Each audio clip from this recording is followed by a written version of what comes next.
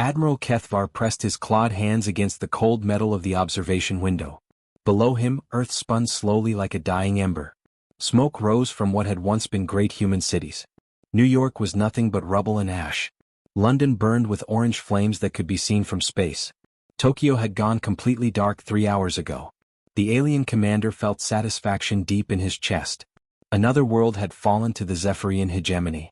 Another primitive species had learned the hard way that resistance was futile. His massive warship, the Dominion's Edge, hung in Earth's orbit like a dark moon.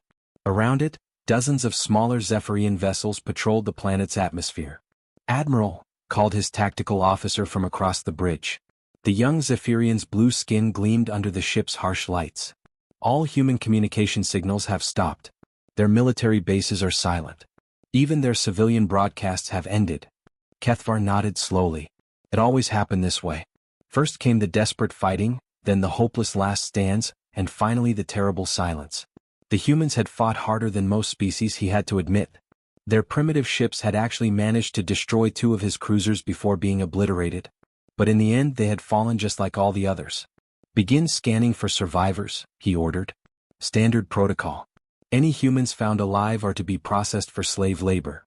Far below the burning surface of Earth, in a place the alien scanners could not reach, General Lee Miho stood in a room that did not officially exist. The underground command center stretched for miles beneath the Korean mountains. Thick concrete walls kept out radiation. Advanced computers hummed quietly in the filtered air. Holographic displays showed every Zephyrian ship in orbit. Miho was a thin man with gray hair and tired eyes. He had not slept properly in 3 days, but he could not rest now. Too much depended on the next few hours. Around him, his best officers worked at their stations. Colonel Park Ji-hoon monitored alien communications. Major Kim Soo-young tracked the movement of enemy ships. "Sir, the aliens are celebrating," reported Ji-hoon. His fingers danced across a keyboard covered in Korean symbols. "They think we are all dead." "Good," Miho replied quietly. He touched a small device on his collar. The communicator was connected to similar bunkers around the world. Phase 1 complete. Begin Phase 2. The deception had been 10 years in the making. When the first Zephyrian scout ships arrived, Earth's government's new conventional warfare would fail. The aliens had faster ships, stronger weapons, and better shields. Humanity needed a different approach. So they had built a lie. The cities that burned above were mostly empty. The desperate fleet battles had been carefully staged. The human ships that died so bravely had been filled with remote-controlled dummies, not living crews. Real human civilians had been evacuated to underground cities months ago. The brave pilots who seemed to die fighting were actually safely hidden in bunkers like this one. "Major Kim, what is the status of our people in the other shelters?" Miho asked. Kim Soo-young looked up from her displays. She was young for her rank, but the general trusted her completely. "All underground cities report ready, sir. The civilians are safe. Food and water supplies will last for years if needed." Miho nodded. The hardest part had been keeping the secret. Millions of people had to disappear without the aliens noticing. Entire city populations had moved into hidden bunkers. It had taken careful planning and perfect timing. On the alien ship above, Admiral Kethvar reviewed reports from his survey teams. The humans had fought to defend empty buildings and worthless targets. They had died for nothing. It seemed wasteful, but primitive species often behaved strangely when facing extinction. "Admiral, we are detecting some unusual readings from the outer system," reported his science officer. "Large objects moving at high speed toward Earth." Kethvar barely looked up. "Asteroids most likely. The gravity of our ships sometimes disturbs the local debris fields." In the underground command center, Major Kim smiled as she watched the alien ship sensors. The Zephyrians were good at detecting energy signatures and metal alloys, but they had never encountered the materials humans used for their secret project. Special composites that absorbed scanner beams. Engines that ran cold and quiet. Hulls designed to look like natural space rocks from a distance. "Sir, the fleet is 2 hours out," she reported to General Miho. The general allowed himself a small smile. Humanity's real military had been building in the asteroid belt for 10 years. Not primitive ships like the ones that had died so dramatically in Earth's orbit. These were different. Bigger. Stronger. Built with technology the aliens had never seen. Colonel Ji-hoon looked up from his station. "The aliens are preparing to begin colonization procedures. They want to start mining operations within the week." "They will be disappointed," Miho said quietly. Outside in space, massive shapes moved through the darkness between planets. They looked like asteroids to casual observation, but they were something else entirely. Something the Zephyrian hegemony had never encountered in all their centuries of conquest. Admiral Kethvar stood at his window watching the primitive planet below. He felt proud of his easy victory. Soon his name would be recorded in the histories as the conqueror of Earth. The hegemony's expansion would continue, and another species would be forgotten. He had no idea that in less than 2 hours, everything would change forever. 10 years ago, Dr. Yoon Jae-won sat in a room filled with the most powerful people on Earth. Presidents, generals, and scientists had gathered for an emergency meeting. On the large screen at the front of the room, images of alien technology glowed with threatening beauty. The Zephyrian scout ships had been studying Earth for months, and their intentions were becoming clear. Jae-won was a small woman with sharp eyes and graying hair. She had spent her entire career studying life from other worlds, but she had never imagined she would one day analyze weapons designed to destroy her own planet. She stood up slowly and looked at the worried faces around the table. "Their shields can stop any missile we have," she said in a quiet voice. "Their energy weapons can cut through our strongest armor like paper. Their ships move faster than anything we can build. If we fight them with our current military, we will lose in a matter of days." The room fell silent. Everyone had feared this conclusion, but hearing it spoken aloud made it real. Earth's combined military forces were nothing compared to what was coming. "Then what do we do?" asked the American president. "Surrender?" "No," Jae-won replied firmly. "We build something they have never seen before. Something so different from their own technology that their advantages become meaningless." Commander Cho Hyun-woo raised his hand from the back of the room. He was a veteran of many space missions, a man who had spent more time among the stars than on Earth. "What exactly are you suggesting, Doctor?" Jae-won touched a button on her tablet. The screen changed to show blueprints that looked like nothing anyone had ever seen. Massive ships that were more like floating cities than traditional spacecraft. "We cannot match their speed or their energy weapons. But we can build ships so large and so heavily armored that their attacks will not matter. Ships that use kinetic weapons instead of energy beams." "Kinetic weapons?" asked the Chinese general. "Metal projectiles moving at incredible speed," Jae-won explained. "Their shields are designed to stop laser beams and plasma bursts. They may not be able to handle simple chunks of metal traveling at 30% of light speed." Hyun-woo studied the blueprints carefully.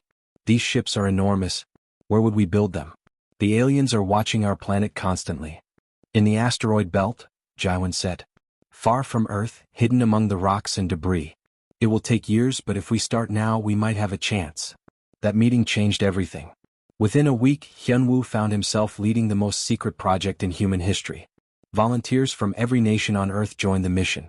Engineers like Lee Yun-bai left their families behind to work in the cold emptiness of space. Construction workers like Park Tae-young spent years building something that had never been attempted before. The work was dangerous and exhausting. The asteroid belt was far from the sun, and the cold tried to kill them every day. There was no gravity, so everything had to be bolted down or tied in place.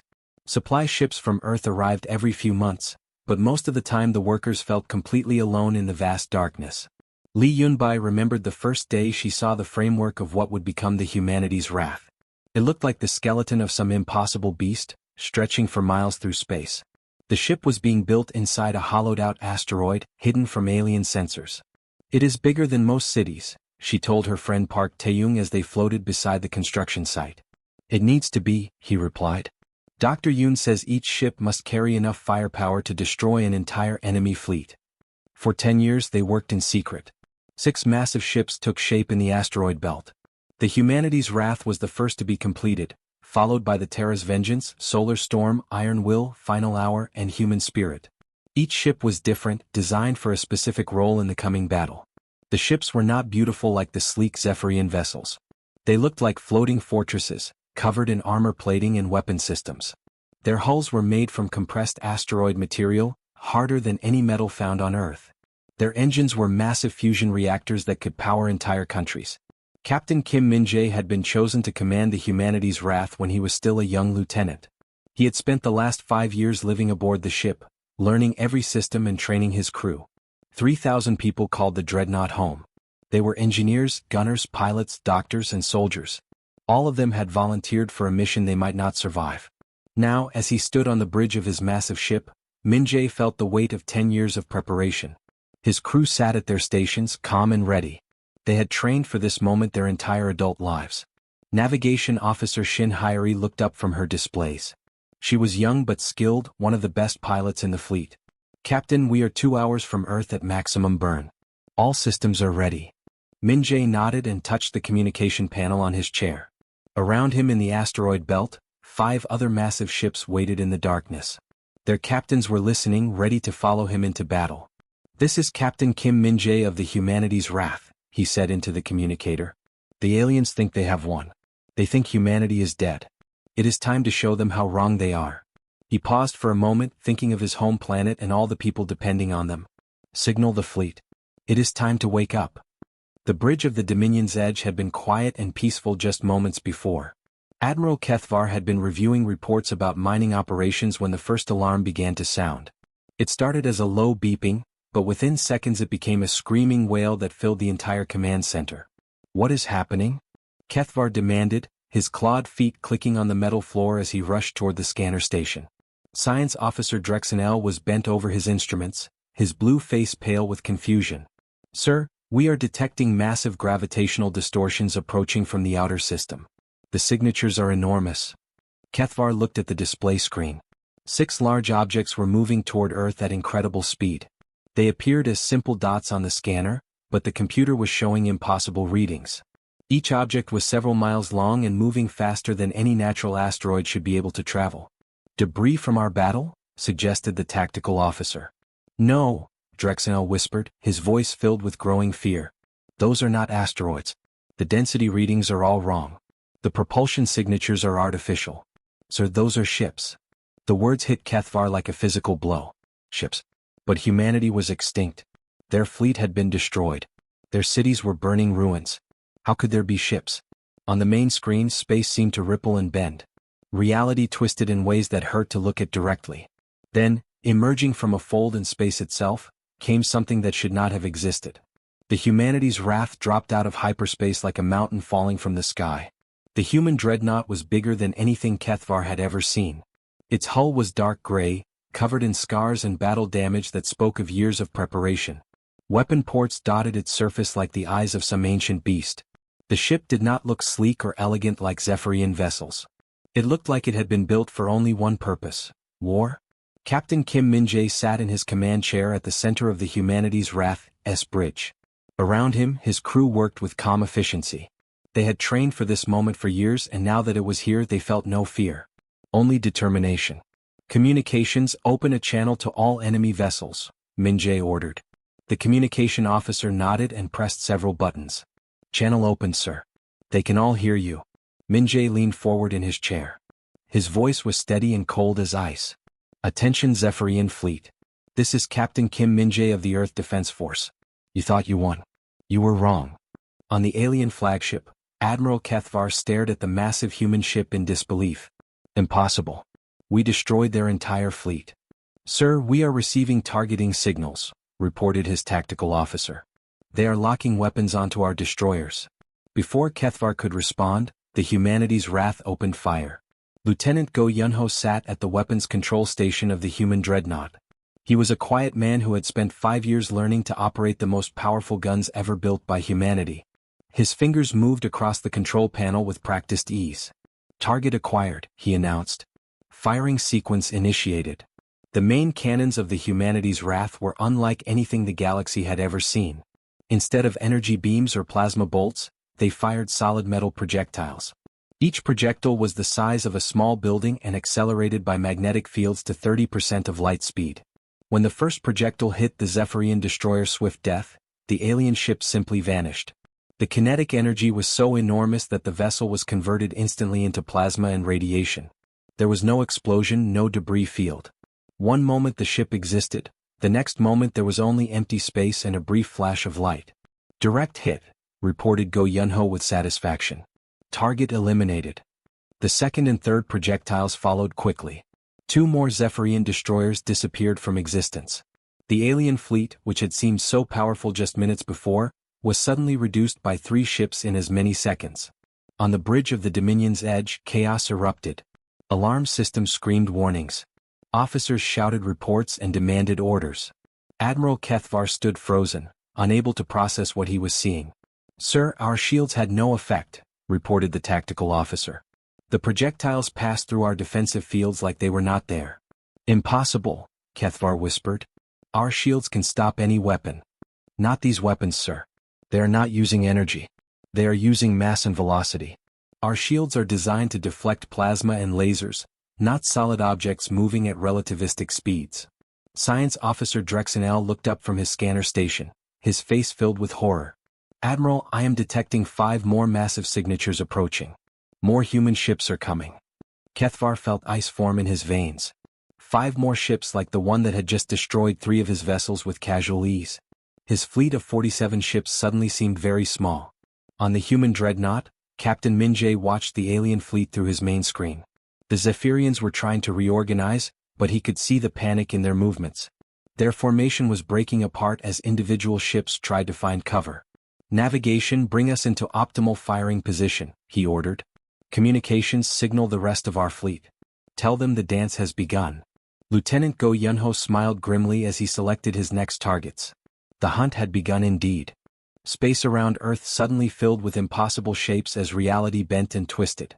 One by one, 5 more massive human dreadnoughts emerged from hyperspace like ancient gods awakening from sleep. They appeared in perfect formation, surrounding the Zephyrian fleet in a pattern that had been practiced thousands of times in computer simulations. The Terra's Vengeance materialized first, its captain Song Minji standing calmly on the bridge as her ship settled into position.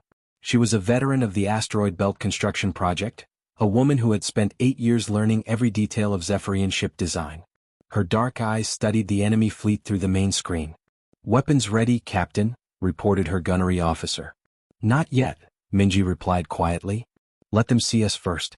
Let them understand what they are facing." The solar storm appeared next, commanded by Captain Jang Seekjin. His ship was designed for long-range bombardment, its hull bristling with railgun batteries. Seekjin had been a mathematics professor before the war, and he approached battle like solving a complex equation. Every shot would be calculated for maximum effect. Captain Oh Sumin brought the Iron Will into formation with mechanical precision. Her ship was the most heavily armored of the fleet, built to absorb punishment while delivering devastating close-range attacks. Sumin had lost her family in the early Zephyrian raids, and her hatred burned cold and focused. The final hour dropped from hyperspace with Captain Kong Do-hyun at the helm. He was the youngest of the Dreadnought commanders, but his tactical genius had been recognized early. His ship specialized in electronic warfare, designed to blind and confuse enemy vessels before destroying them. Last came the human spirit under Captain Nam Ji-yeon. She commanded the fastest of the Dreadnoughts, a ship built for hit-and-run tactics. Ji-yeon had been a fighter pilot before volunteering for the secret project, and she brought a pilot's instincts to capital ship warfare. Admiral Kethvar watched in growing horror as the 6 human ships surrounded his fleet. The Zephyrian vessels, which had seemed so powerful when destroying primitive human defenses, now looked small and fragile by comparison. Each human dreadnought was larger than his flagship. "How many ships do they have?" he demanded. 6 confirmed, sir," replied his tactical officer. "But our sensors are having difficulty getting accurate readings. Their hulls seem to absorb our scanning beams." "Orders, Admiral?" asked the communications officer. Kethvar hesitated. His fleet had been designed to overwhelm weaker civilizations through superior technology and coordinated attacks. But the humans had clearly studied Zephyrian tactics for years. They knew exactly how to counter every advantage the hegemony possessed. The moment of hesitation cost him dearly. Captain Song Minji studied the enemy formation through her tactical display. The Zephyrian command cruiser Divine Authority sat in the center of their fleet, protected by rings of smaller vessels. It was a standard defensive formation, one that worked well against conventional attacks. "Ramming speed," she ordered calmly. Her bridge crew looked at her with surprise. Ramming was an ancient tactic, something from the age of wooden ships and iron men. Modern space warfare was supposed to be conducted at long range with energy weapons and guided missiles. "Captain, are you certain?" asked her first officer. Minji smiled coldly. "Our prow is built from compressed asteroid cores. Their hulls are made from standard military alloys. Trust the mathematics." The Terra's Vengeance accelerated toward the Zephyrian formation at full power. Its massive engines, designed to move a ship the size of a city, pushed the dreadnought forward with unstoppable force. The reinforced prow, shaped like a knife blade and harder than any natural material, aimed directly at the enemy command cruiser. Admiral Kethvar watched the human ship approaching and felt ice in his veins. All ships, concentrate fire on that dreadnought. Stop it before it reaches us. Energy beams and plasma bolts struck the Terra's vengeance from dozens of Zephyrian weapons. The alien firepower, which had destroyed human cities just hours before, splashed harmlessly against the dreadnought's armor. The compressed asteroid material absorbed the energy and radiated it away as heat. The human ship struck the divine authority at full speed. The impact was not like a collision between two vessels. It was like a mountain falling on a house made of glass.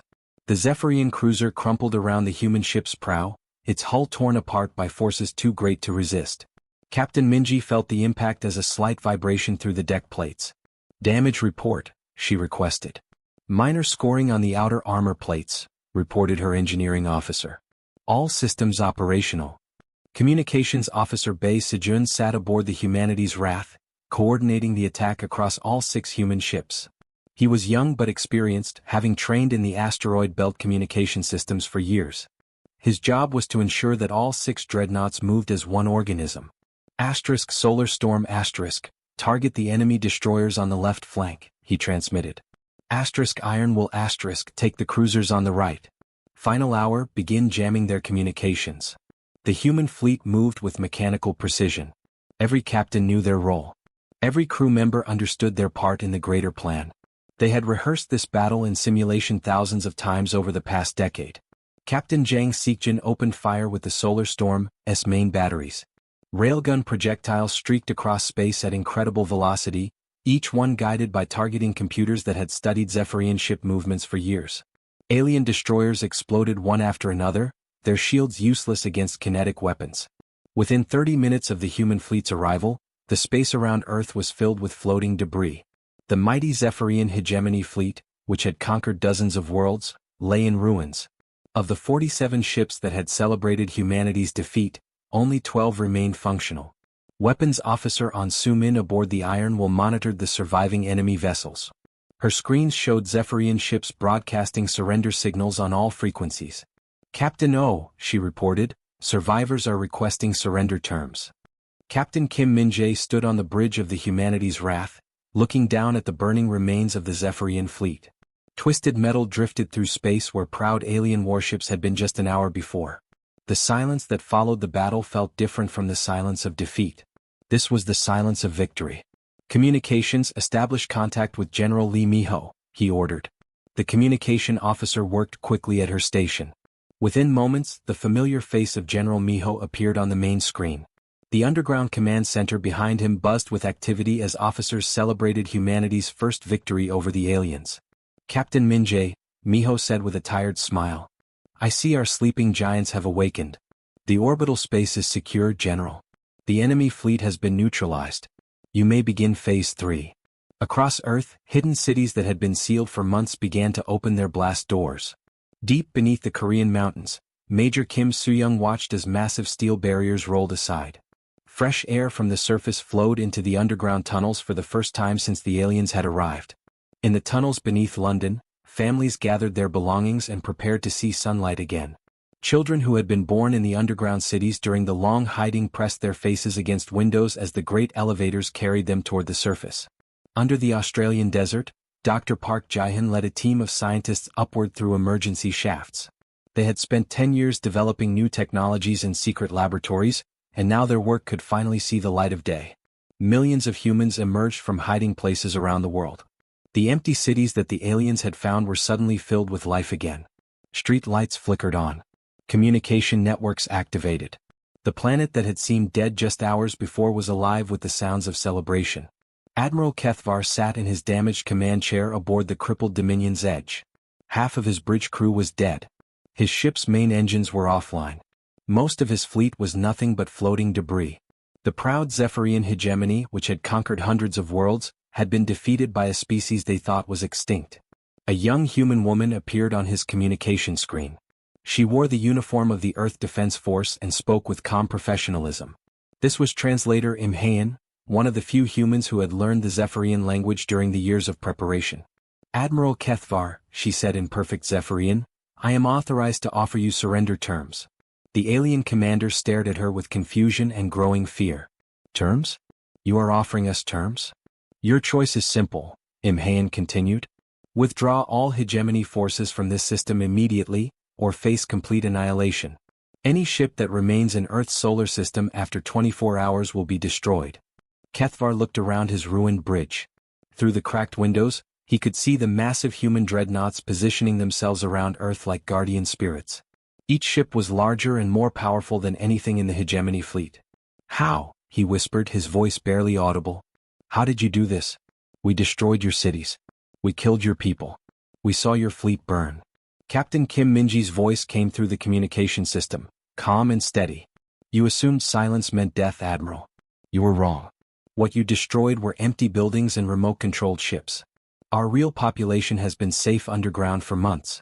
Our real fleet was built in secret, far from your sensors. Impossible, Kethvar breathed. No species has ever deceived the hegemony so completely. No species has ever had 10 years to study your weaknesses, Minjay replied. We watched your tactics. We analyzed your technology. We learned everything about you while you learned nothing about us. That was your mistake. Imhayan leaned forward on the communication screen. You have 12 hours to signal your hegemony. Tell them that humanity is very much alive. Tell them that Earth is protected. Any attempt at revenge will result in the total destruction of your forces. The surviving Zephyrian ships began to leave Earth's orbit within hours. Admiral Kethvar's damaged flagship was the last to depart, limping toward hyperspace with its engines barely functional. As his ship prepared to jump, he sent a message to the hegemony capital that would change galactic politics forever. This is Admiral Kethvar of the Zephyrian hegemony, he transmitted. The species known as humans is not extinct. I repeat, humanity is not extinct. They have defeated our fleet using unknown technology. Earth is heavily defended. Do not attempt conquest of this system. The 6 human dreadnoughts took up positions throughout the solar system as the alien ships disappeared into hyperspace. Captain Song Minji positioned the Terra's Vengeance near Mars. Captain Zhang Seekjin moved the Solar Storm to guard the asteroid belt. The other ships spread out to create an impenetrable defensive network. Commander Ryu Jaehuan worked tirelessly aboard the Iron Will to establish permanent patrol routes. Chief Engineer No Gaeong supervised the construction of supply depots and repair facilities. The human fleet would never again be caught unprepared. On Earth's surface, people gathered in the streets of cities that had been empty just days before. They looked up at the night sky where tiny points of light marked their protectors. Children pointed at the stars and asked their parents to tell them about the great ships. In the underground command center, General Lee Miho stood before a holographic map showing the entire solar system. Green dots marked the positions of the human dreadnoughts. Red indicators showed the last of the alien ships fleeing toward distant stars. Phase 3 complete, he said quietly to his staff. Humanity has returned to the light. The galaxy would never underestimate the small blue world again.